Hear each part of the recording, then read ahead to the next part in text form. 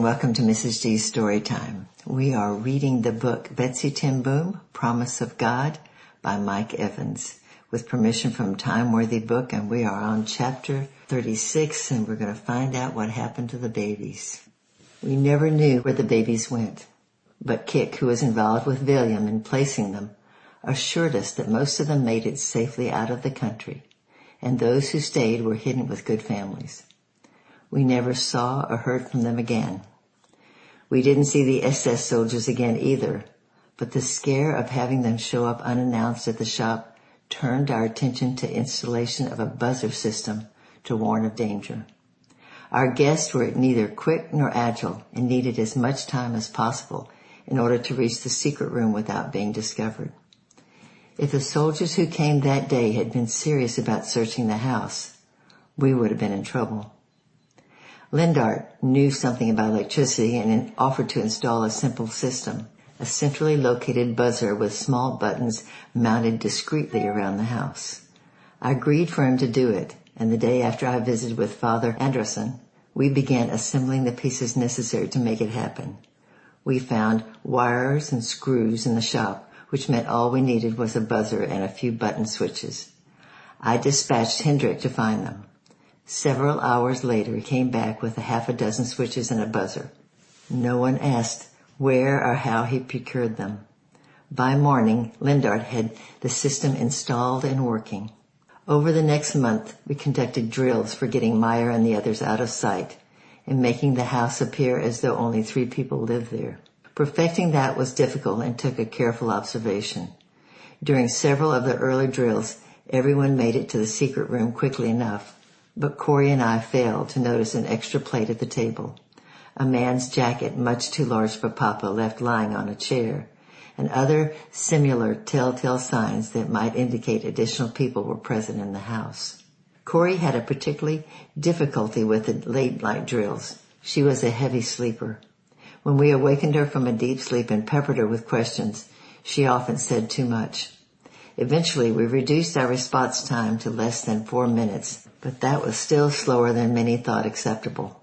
One night after supper, after weeks of practice, I finally said, "We'll just have to rely on stalling them to build in some extra time." After we rescued the babies from the orphanage, daily life at the Bayet once again settled into a rhythm of eat, work, relax, sleep, and do it over again the next day. A cycle that was interrupted only by the occasional hiding drill and 1 or 2 panicked alerts. At night, electrical blackouts became a regular occurrence with the power typically shut off around 6 in the evening. We burned candles for light and many times simply sat in the dark and talked until bedtime.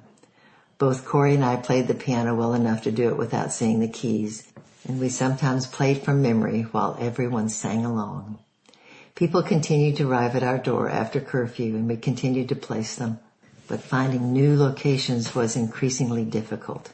By then, our network, already large and unwielding, had become a sprawling collection of friends, couriers and contacts that reached beyond the Netherlands borders.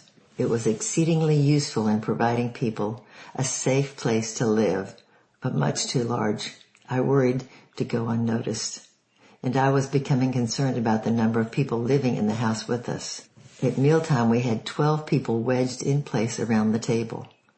As those extra people grew accustomed to their surroundings, they became more lax about noise and casual about being seen during the day. All that caused me great concern. As events would prove, my anxiety was well-founded. During Christmas of 1943, we celebrated Hanukkah for our Jewish guests by singing traditional Hebrew songs. One night, the singing became particularly enthusiastic, and a neighbor appeared at our door to complain about the noise. "Tell your Jews to be quiet," she fussed. "We can hear them right through the wall." That's when I realized we were in trouble. After she had gone, I looked over at Corey.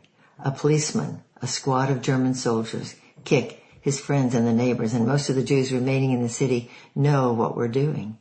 "Apparently," Corey said with a sardonic smile, "our secret work is the worst kept secret in the city, and I don't see any way to change things. We can't send our people away." "No, we can't.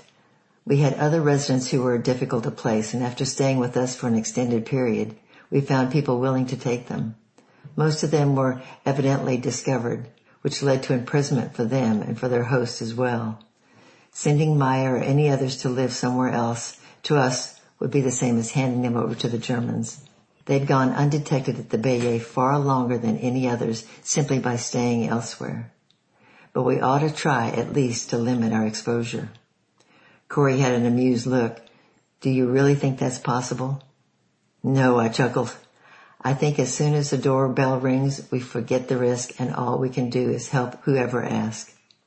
I think that's the way it should be, she replied. Corey had come a long way from the simpering girl of 14 who fell madly in love with everyone she met. We'd had our difficulties, even more so than most sisters I've known, but she was an unusually talented and energetic person. Once God got a hold of her heart, that talent and energy became focused on singular purposes. In the process, she became a wonderfully balanced woman, grounded in a firm, genuine, personal faith in God. I loved her when she was a child, and I especially loved her as an adult. As there wasn't enough activity at the house already, William got the idea of conducting a Bible study structured around the scriptural notion of praying for the peace of Jerusalem. By extension, he suggested David's call in the Psalms for prayers on behalf of the Holy City should be viewed in our contemporary content as a call for concerted prayer on behalf of the Jews living under German occupation.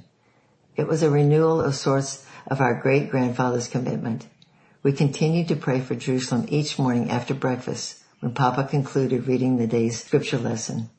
William wanted to conduct a series of meetings that included Dutch believers beyond our household. We were all in favor of him doing it, and they began a meeting in the parlor each Wednesday morning. Those gatherings were an instant success.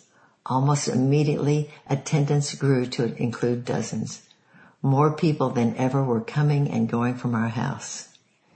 In January, Rolf, the policeman from the station just up the street, came to the shop, supposedly to inquire about a problem with his watch.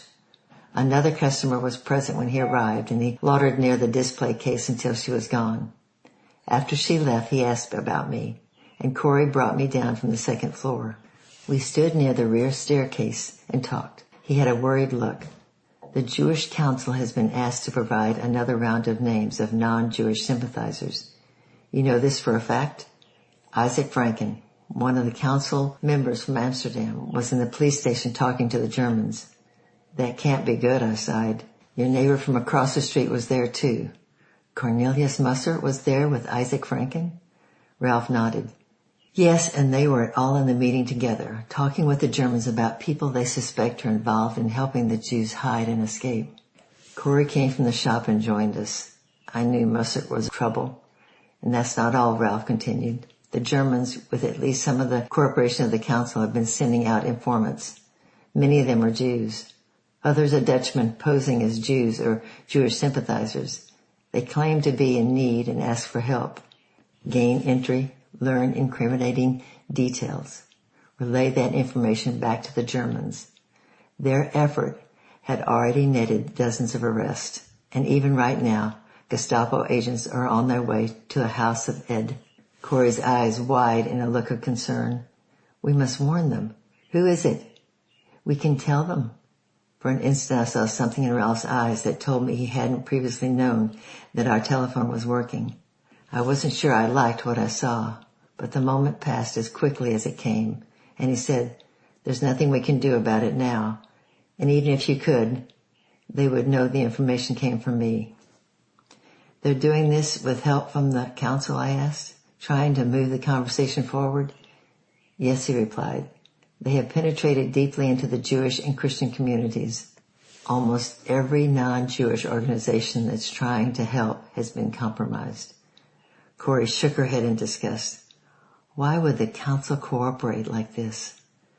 Trying to stay alive, I replied. I think if some of them have trouble believing the stories they hear about what the Jews are doing, Ralph offered. People like Isaac Franken, I added, think they can outlast the war. Ralph turned to leave. Just be careful. If the council's informants have already been there, they will be soon. I walked with him to the door and said goodbye, and then turned to Corey. We knew Isaac Franklin was going to be trouble. He's giving up his own people just to outlast the war. Might make it too, Papa said from his place behind the desk. Well, I sighed, if they're making up lists of Dutch sympathizers, we're on it. And I am thankful to God to be counted among the faithful, Papa said with a smile. Make sure you are too. Next week will be chapter 37. I love you, I'm praying for you, and bye-bye for now.